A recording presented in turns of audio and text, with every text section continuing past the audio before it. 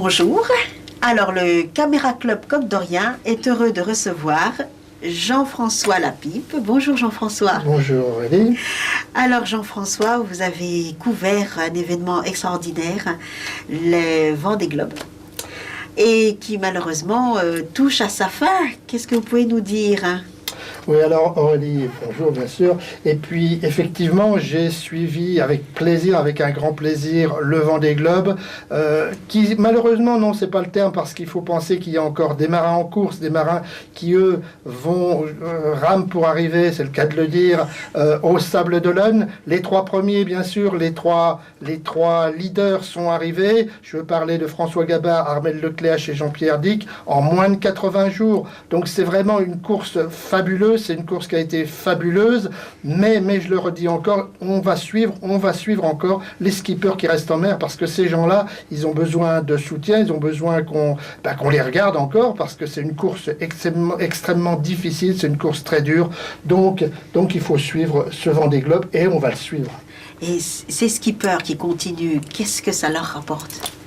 Alors, ça leur rapporte intérieurement déjà, parce qu'on ne sort pas indemne d'un Vendée Globe, c'est vraiment à l'intérieur déjà, bien sûr, il y a les contingences matérielles, il faut mener le bateau, mais il y a de la stratégie, et puis on ne sort pas indemne de 80 jours, 78 jours en mer, seul, et après le retour à la terre ferme, c'est vraiment un voyage aussi bien extérieur qu'intérieur.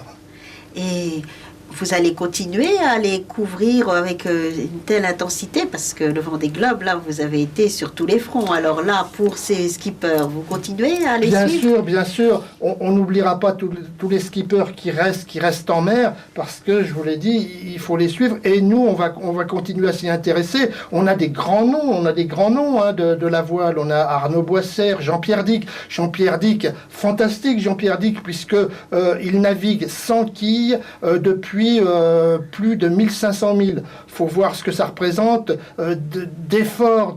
C'est vraiment un exploit sportif. Bon, actuellement, il s'est mis à l'abri parce qu'il y a une tempête sur le golfe de Gascogne, mais c'est vraiment un exploit fabuleux. Et même Alessandro Di Benedetto, qui est seul derrière, très loin, eh bien, il fait une course fantastique, il n'a pas perdu sa bonne humeur. Je veux dire, ce sont des êtres exceptionnels, des marins d'exception, bien sûr, des grands marins, mais des êtres d'exception. Et je crois qu'on va continuer à les suivre, bien évidemment. Oh là là, c'est formidable, et je crois que vous avez de superbes images de leur arrivée. Pour l'arrivée de Matif. Je suis contente que ce soit François Gabard. C'est un grand moment pour tous les voileux, je pense. C'est vraiment très émouvant. Même moi, j'en ai les larmes aux yeux. Vraiment, je suis très contente. C'est un exploit, à 29 ans, faire ce qu'il a fait, c'est très bien. Ce qui lui fait un temps de course de 78 jours, 2 heures, 5 minutes et 35 secondes.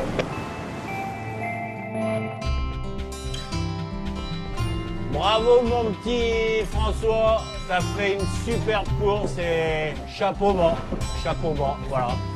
C'est beau ce que t'as fait, moi j'en suis baba. Bon, là où je te félicite pas, c'est de nous avoir un peu ridiculisé quand même, parce que là-dessus, pour le coup, là, il y a des moments où on se sent vraiment mal, quoi. On se dit, mais qu'est-ce qu'on va faire maintenant, quoi? Qu'est-ce qu'on va faire maintenant? Là, aujourd'hui, tu me mets 10 jours, pas une semaine, 10 jours. Bon, bah, je vais faire quoi maintenant? Je vais aller tondre ma pelouse avec mon tracteur, quoi. Salut François! Eh ben, comme je te l'ai dit au départ, j'espère ne surtout pas être à ton arrivée. Donc voilà, je suis encore en train de me rapprocher de l'équateur. Et toi, tu es en train de remonter le chenal des Sables d'Olonne, donc c'est extraordinaire. Allez, ciao mon pote et à bientôt, et encore, super bravo!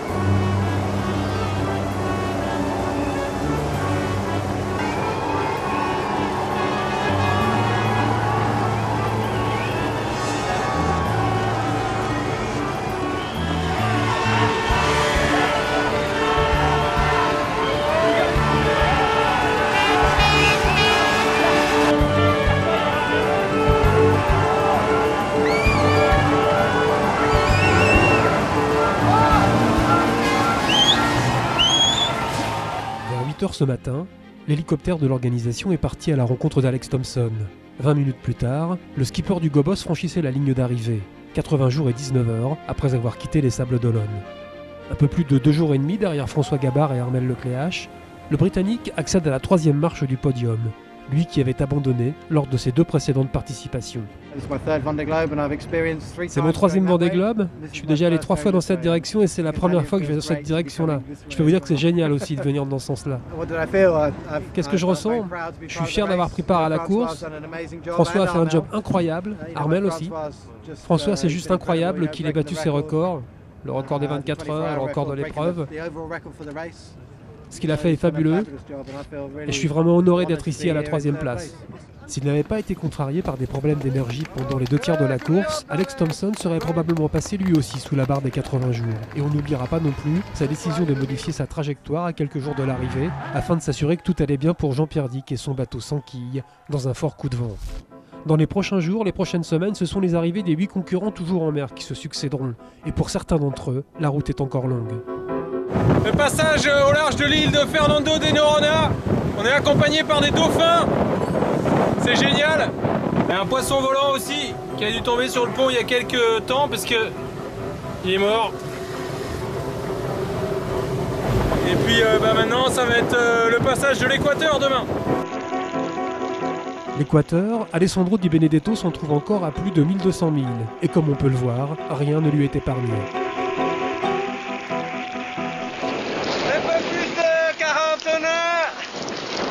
Un front rageux. Bon point.